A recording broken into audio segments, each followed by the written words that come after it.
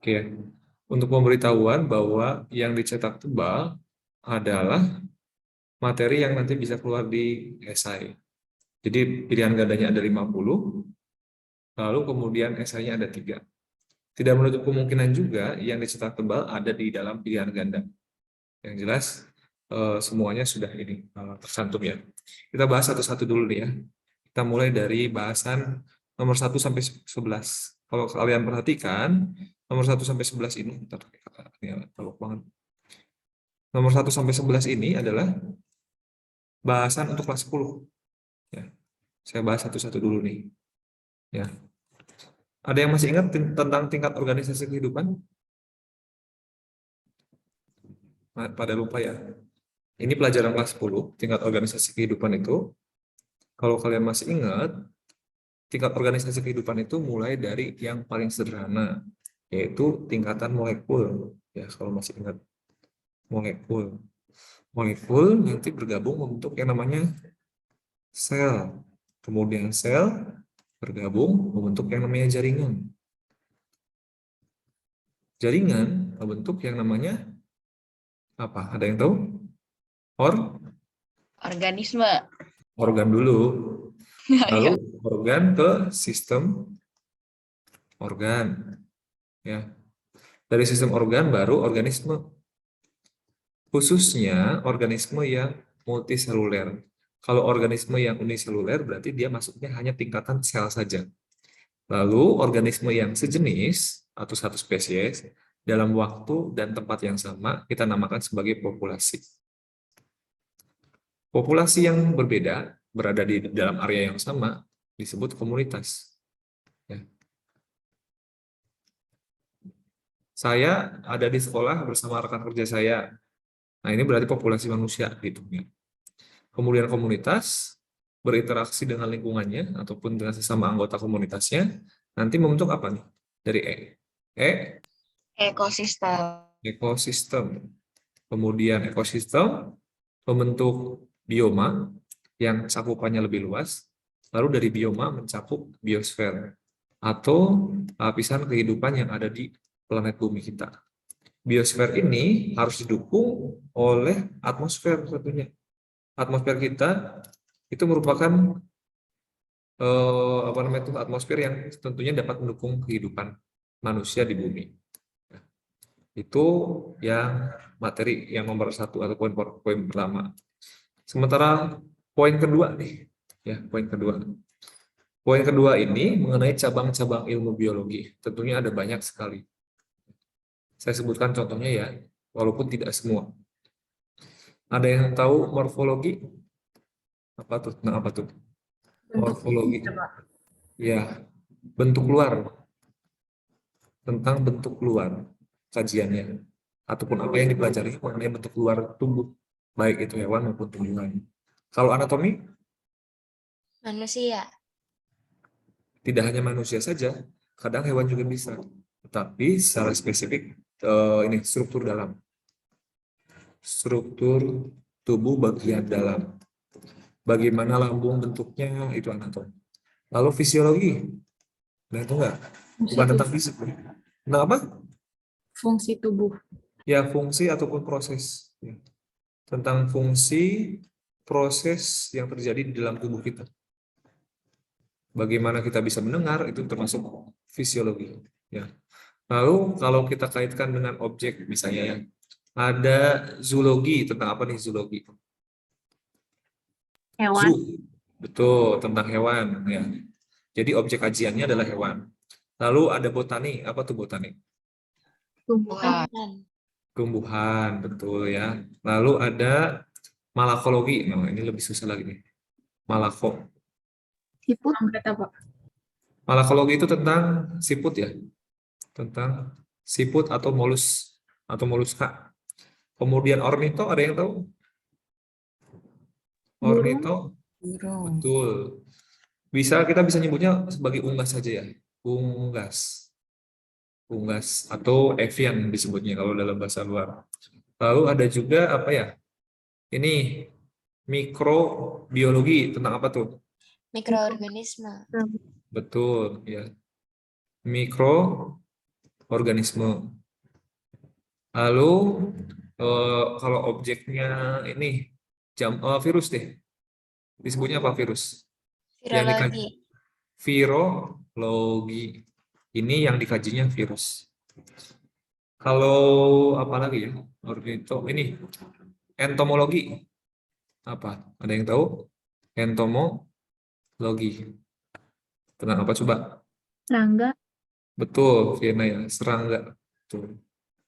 Ini kalau kita lihat sebagai objek kajiannya. Kalau kita lihat sebagai permasalahan misalnya nih. Kalau genetika tentang apa sih? Ilmu tentang apa? Warisan sifat. Ya, tentang pewarisan sifat. Kita belajar genetika untuk hukum Mendel nih. Terus kemudian ada juga taksonomi. Ada yang tahu tentang apa? Ilmu tentang apa? Taksonomi. Klasifikasi. Iya, betul. Klasifikasi. Terus kemudian etologi. Eto sama ekologi ini beda. Pakai K sama pakai T. Eto tentang lupa ya, tentang perilaku hewan. Sementara ekologi tentang Lingkungan. ekosistem atau lingkungan, ya, dan lain sebagainya. Ya, masih ada banyak sebetulnya ya. Ini contoh-contoh cabang ilmu biologi, itu ya. Terus kemudian kita lihat lagi, poin nomor 3 ini adalah tentang tingkat keanekaragaman hayati. Ini materi kelas 10. Kalau kalian ini, saya kopikan dulu, pindahkan. Nah, ini mungkin masuk part yang pertama ya untuk pembahasan. Nanti saya bikin 2 atau 3 part agar semuanya bisa dibahas. Kalau misalnya kita tidak sempat pertemuan, nanti kalian bisa lihat video saja. Yang ketiga tentang tingkat keanekaragaman hayati. Keanekaragaman hayati atau biasa saya singkat KH ini ada 3 tingkatan. Ya. Tingkatan pertama, tingkatan kedua, dan tingkatan ketiga. Tingkatan pertama ini adalah keanekaragaman hayati tingkat gen. Yang kedua, tingkat spesies atau tingkat jenis. Boleh spesies atau jenis, sama saja. Yang ketiga adalah tingkat ekosistem. Terjadinya di mana? Kalau keanekaragaman tingkat gen ini terjadinya dalam spesies. Awas tertukar ya. Sementara keanekaragaman tingkat jenis ini terjadinya dalam family, dalam satu keluarga. Sementara ekosistem terjadinya tentu di dalam ekosistem. Ya, ekosistem. Jadi beraneka ragam, itu kata dasarnya aneka ragam. Spesies kita manusia, gennya satu sama lain itu berbeda satu sama lain. Maka ada keanekaragaman tingkat gen. Contohnya, ya, kalau pada hewan dan manusia timbul yang namanya ras. Kalau pada tumbuhan timbul namanya varietas. Itu adalah bukti bahwa adanya gen yang berbeda satu sama lain. Bisa terlihat dari ras dan varietas. Sementara tingkat jenis, kita bisa lihat contoh. Misalnya dalam family, ya, family Felidae atau kucing-kucingan. Singa dan harimau satu saudara. Singa, harimau, kucing rumah satu saudara, yaitu satu family. Tapi mereka berbeda ukuran. Ada juga contoh family Palmae. Palmae itu palem-paleman. Lontar, kelapa, kelapa sawit, ya itu termasuk dalam satu family.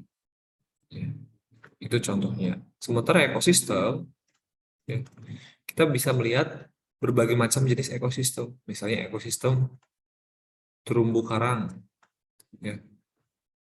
Kemudian ekosistem hutan, hujan, tropis, itu jelas berbeda. Komponen abiotiknya beda, komponen biotiknya juga nanti mengikuti juga beda. Ya.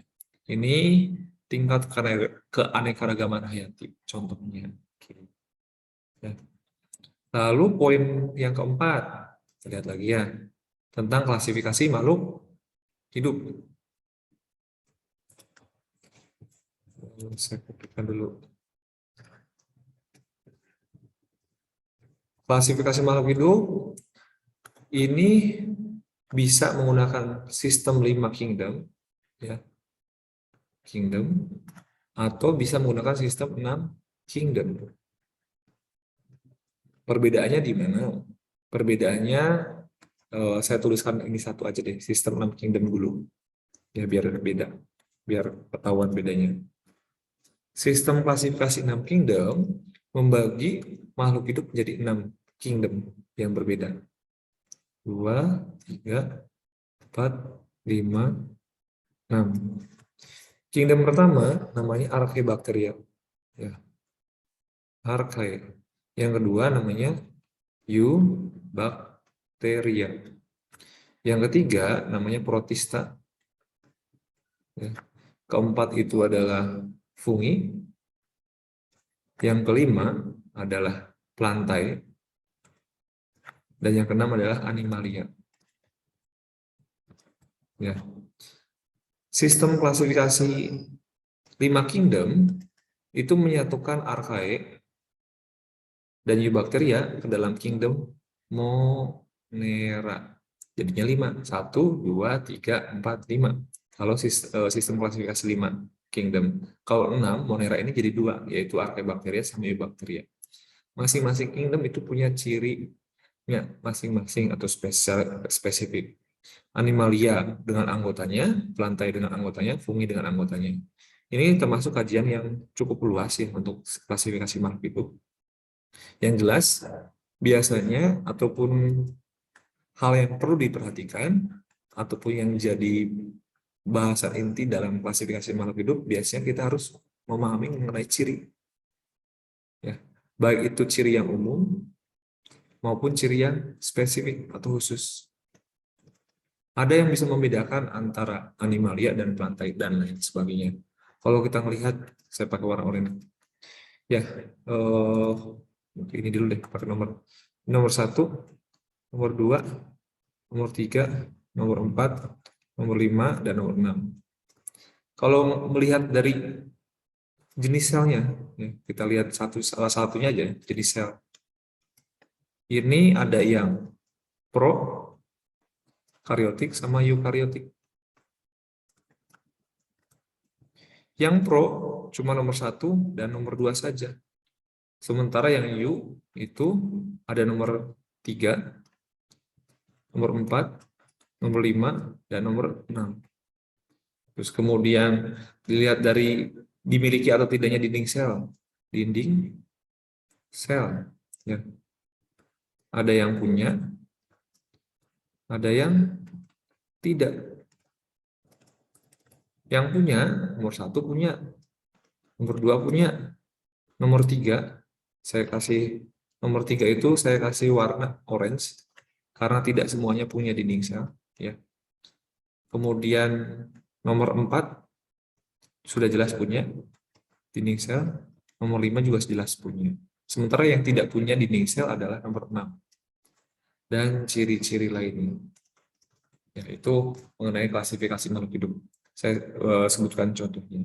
Dan ciri-ciri ini, kalau saya bikin pernyataannya, kalau banyak persamaan,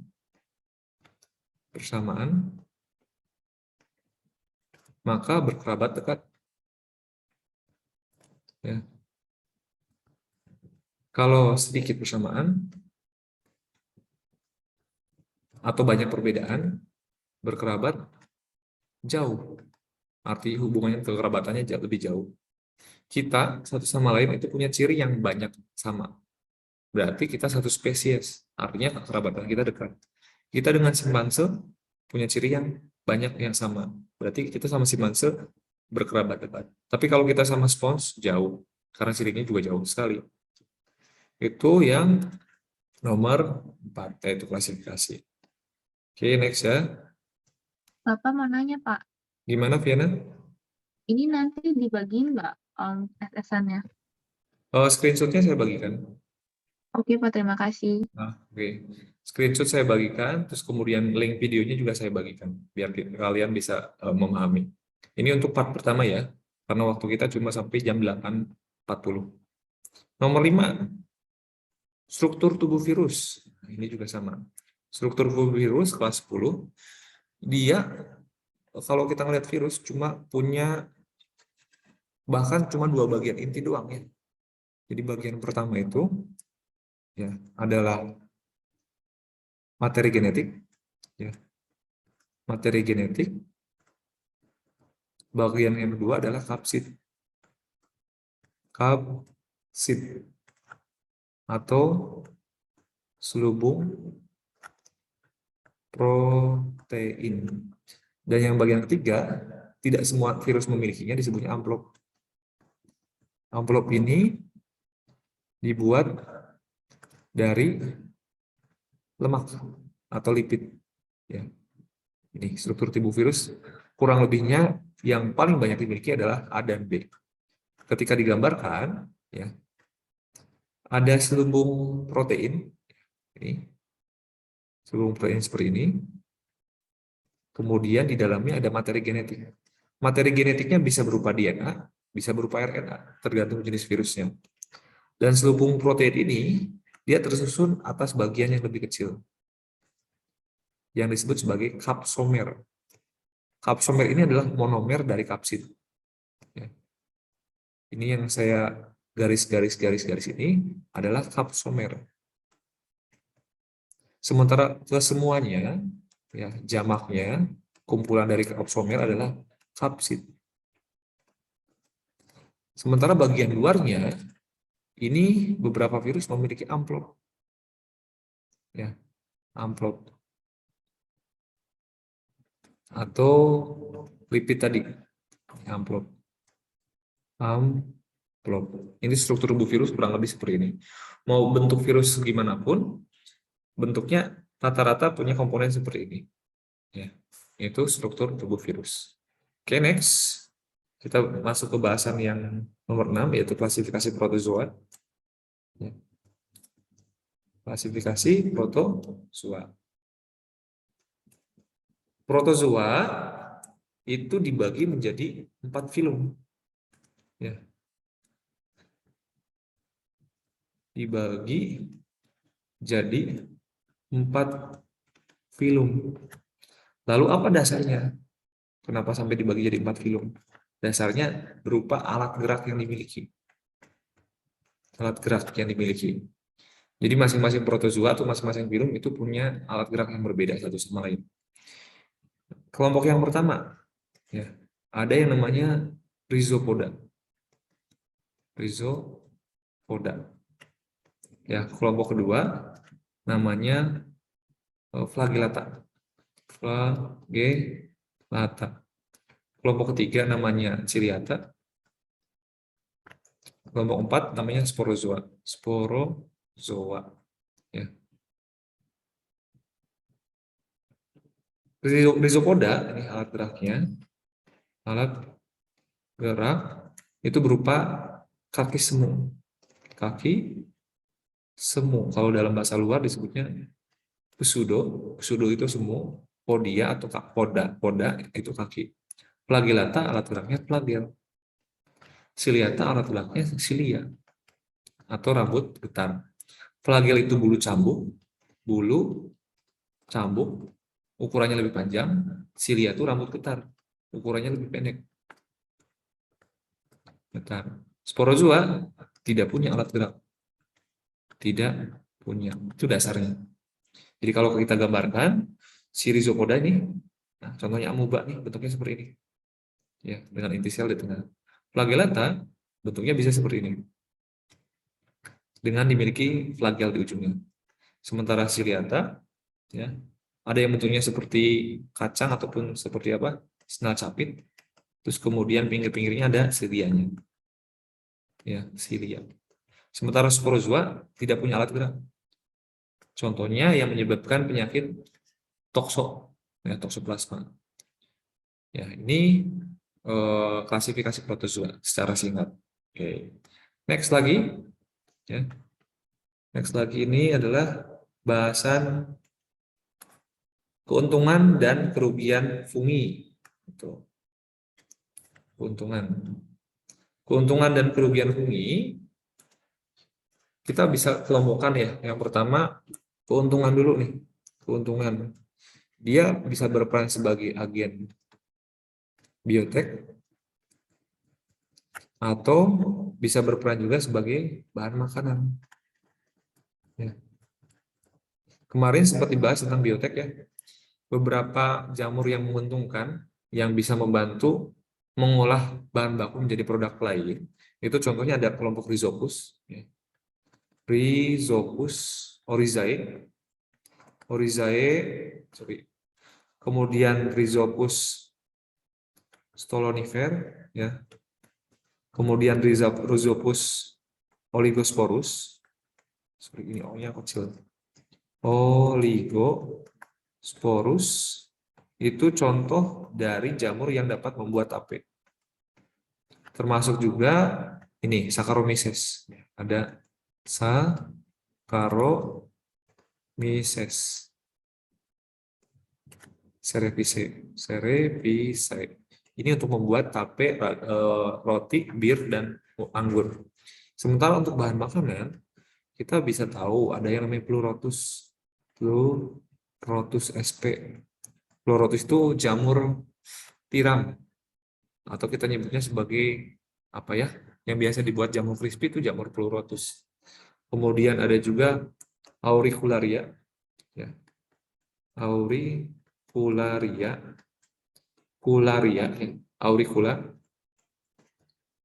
Auricula sendiri dalam bahasa Indonesia artinya daun telinga.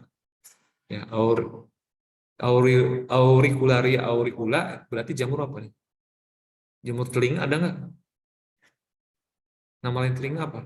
Jamur kuping. Jamur kuping. Lalu bahan makanan lainnya itu ada yang namanya ini Volvariella volvaceae.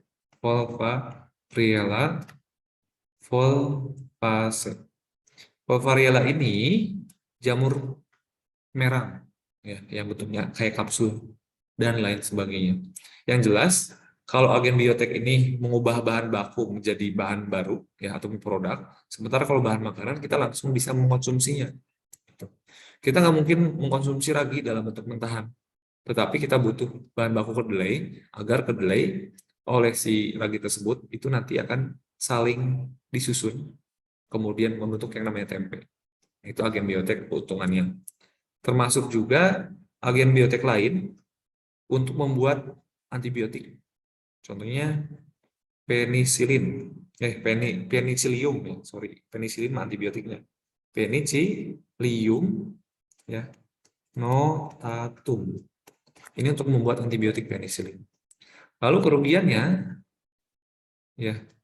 kerugiannya ini khususnya dalam hal penyakit. Beberapa menjadi patogen ataupun parasit pada tubuh kita.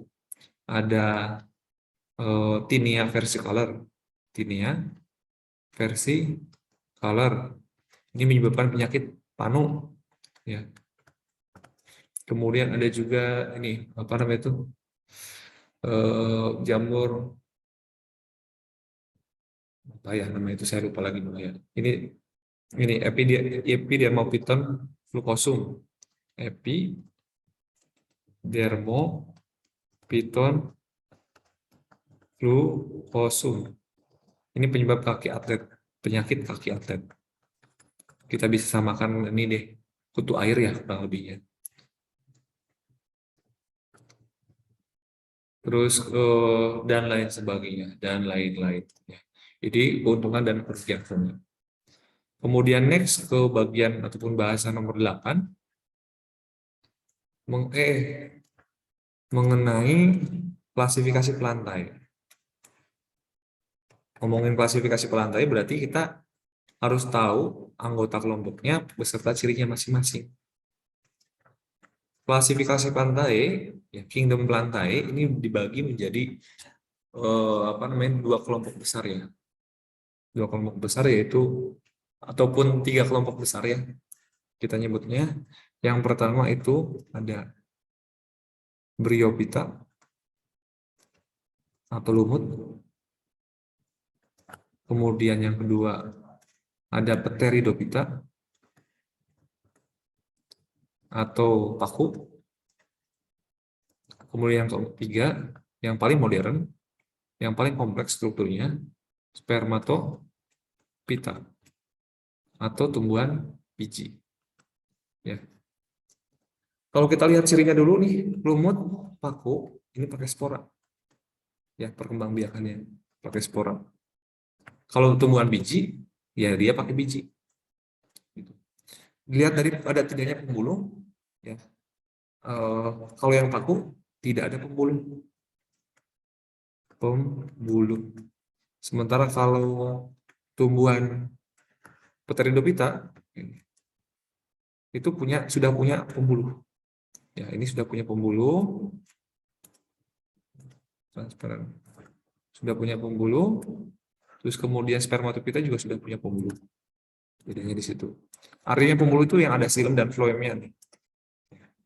Sementara kalau kita melihat klasifikasinya yang lebih dalam, yang namanya Bryophyta, ya, anggota, dia ada musci atau lumut daun, kemudian ada hepatophyta, kira nyebutnya hepatophyta boleh.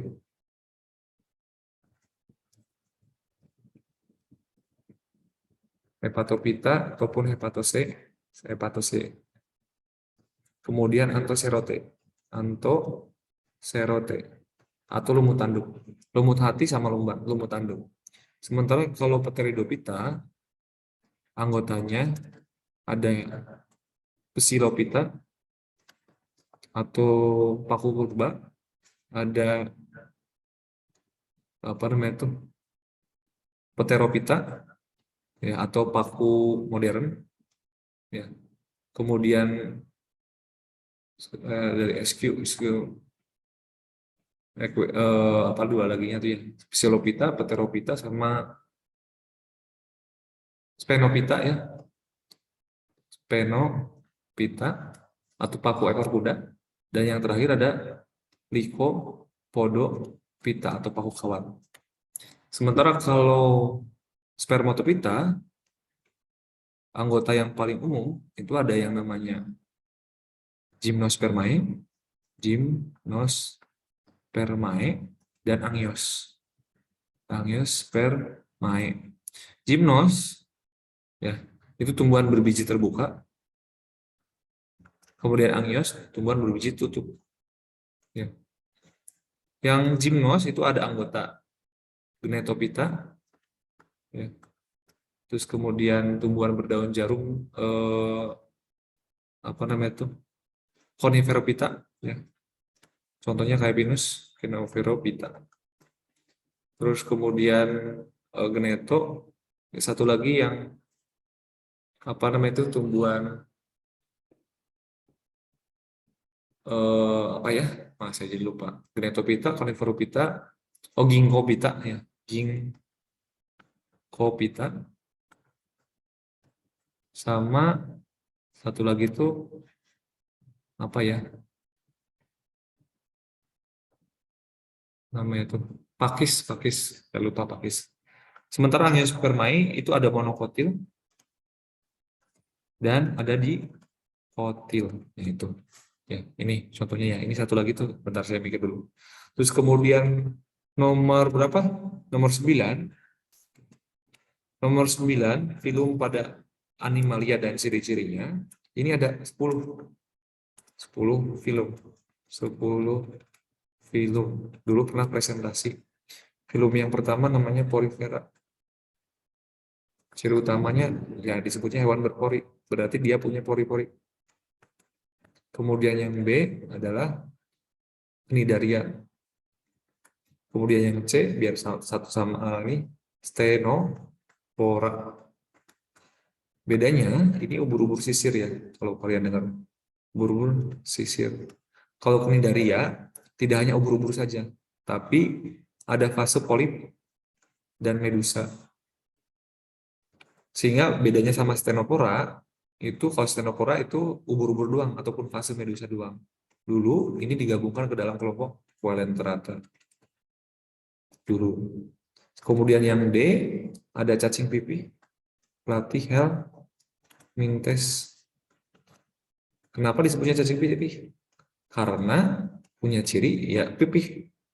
Kemudian yang E, nematoda atau cacing giling. Ya, cacing giling itu membayangkannya seperti spaghetti. Ya, bentuk giling itu bentuk spaghetti. Kemudian F ada Annelida. Ya, cacing beruas. Kalau ngelihat lintah sama cacing tanah ada ruas-ruasnya berarti masuk Annelida. Kemudian yang G, moluska. Moluska itu hewan lunak. Hewan lunak. Kemudian H itu yang 8 ya. Yang H itu ini arthropoda. Arthropoda atau hewan berbuku. Kemudian yang I ada Echinodermata. Dermata. Hewan berbuku tadi contohnya serangga, kemudian udang-udangan, laba-laba, sama kaki seribu. Echinodermata itu adalah hewan berduri. Duri di sini nggak secara harfiah duri yang sebenarnya, tetapi bentuknya itu agak kasar di bagian permukaannya untuk Echinodermata. Kemudian yang terakhir, yang J, filum yang paling tinggi tingkatannya adalah chordata. Kita termasuknya di chordata, atau hewan hewan yang punya vertebrata di hewan yang punya tulang belakang. Hewan bertulang belakang. Walaupun beberapa masih memiliki tulang belakang yang primitif, yang disebut sebagai chorda dorsalis. Chorda dorsalis itu cikal bakal yang nanti akan berubah menjadi tulang belakang. Ya, kalau pada manusia, chorda dorsalis itu pada masa embryo. Kemudian dua lagi nih, tanggung nih, biar 3 part pas berarti ya. Ini part kelas 10-nya tepat sampai ke bagian nomor 11. 40 menitan berarti. Ya. Komponen ekosistem itu ada 2 bagian besar. Ada komponen biotik. Ya. Kemudian ada komponen abiotik. Komponen biotik bukan manusia, hewan, tumbuhan ya, kita lihatnya. Tapi ngelihatnya perannya dia di dalam ekosistem. Ada produsen, kemudian ada konsumen, kemudian ada dekomposer. Dekomposer. Boleh ditambahkan adanya detritus. Detritus itu pemakan sisa-sisa. Jadi kalau sebelum itu didekomposisi atau dibusukkan, sisa-sisa tumbuhan, misalnya seperti apa namanya itu, serangga pemakan pohon misalnya itu, ataupun serangga pemakan ataupun cacing ya yang memakan jenazah misalnya itu, nah itu adalah detritus. Sementara komponen abiotik kita bisa klasifikasikan berdasarkan komponen hidup yang ada di sekitar kita. Ada cahaya, ya. Kemudian ada air, kemudian ada kandungan mineral, ya. Mineral juga termasuk ini ya. Maksudnya tanah deh. Mineral itu terdapat di dalam tanah. Cahaya, air, kemudian pH bisa, kelembaban bisa. Ya, jadi bukan cuma batu, air, terus kemudian udara gitu ya, tapi pH, kelembaban juga termasuk. Lalu suhu juga bisa. Suhu juga termasuk komponen abiotik. Kita tinggal di daerah yang suhunya hangat, Cirebon ini. Ketika menjelang siang hari, suhunya meningkat. Orang-orang tertentu mungkin harus menyesuaikan diri dulu dengan kondisi suhu yang ada di Cirebon. Kemudian yang terakhir adalah kegiatan manusia terhadap perubahan lingkungan. Ya. Ada kegiatan yang positif, ya. Contohnya rebuisasi. Ya. Terus kemudian kegiatan positif itu pemeliharaan ataupun penangkaran, ya. Ataupun pelestarian alam yang kita nyebutnya, pelestarian alam yang di dalamnya kalau kalian masih ingat ada in situ, ada ex situ, ya. Ada cagar alam, ada suaka marga satwa dan sebagainya. Ini pelestarian alam. Sementara kegiatan negatif, contohnya ada penambangan, ya, penambangan, terus kemudian kegiatan pertanian, monokultur contohnya. Pertanian monokultur itu menanam hanya satu jenis tanaman di dalam satu area, baik itu pertanian maupun perkebunan sama, boleh. Pertanian atau perkebunan monokultur itu juga merugikan. Lalu kegiatan industri, ya, itu juga memberikan dampak terhadap lingkungan. Kemudian kegiatan apa namanya itu pemukiman ya, pembuatan pemukiman warga yang membuka lahan hutan yang harusnya dijadikan sebagai tempat ataupun ekosistem bagi hewan dan tumbuhan di sekitarnya, ini malah dijadikan pemukiman. Lalu penambangan, pemukiman, apalagi ya yang dapat merugikan, penebangan ya bisa ya, ataupun perubahan fungsi hutan, perubahan fungsi hutan. Ya, ini kegiatan manusia yang baik ataupun yang negatif. Itu untuk bahasan kita hari ini untuk part pertama. Nanti untuk part kedua dan ketiga, part kedua berarti kelas 11, part ketiga nanti kelas 12. Nanti akan saya berikan info mengenai link agar kalian bisa mengakses videonya. Dan akhirnya saya akan stop ataupun rekaman ini akan saya akhiri ya. Nanti kalian bisa lihat rekamannya lagi. Stop.